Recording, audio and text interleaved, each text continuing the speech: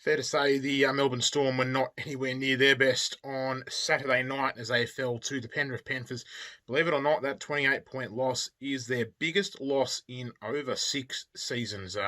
So it does speak to the incredible consistency that Craig Bellamy has been able to instill in that side from Melbourne. And, every stat you hear about the Storm is it's really incredible, and one that really has never been repeated or bettered in any other way.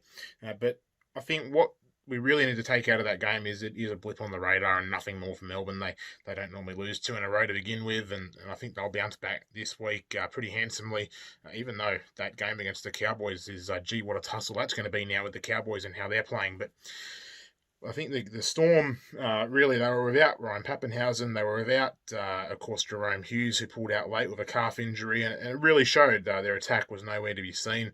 The defence was pretty ordinary. And I think Ryan Pappenhausen's an excellent defender, not just for himself, but also in terms of football IQ and directing his team around. You'll notice the best defensive teams often have the best defensive fullbacks at the back there. But I think what we need to be questioning is just where Melbourne's depth is this year. One of the big, I think, things they've often had going for them is incredible depth.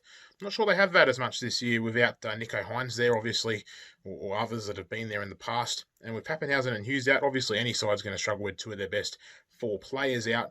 But Melbourne, they looked like a deer in headlights against Penrith. Obviously, Penrith played very well, but there is questions now regarding Melbourne's depth. And I think as much as that loss is a blip on the radar, there is no reason that injuries won't happen at important times during the season. And I think Craig Bellamy will really go back to the drawing board in finding ways to replace those guys and have people ready to go if big injuries strike at the wrong end of the season.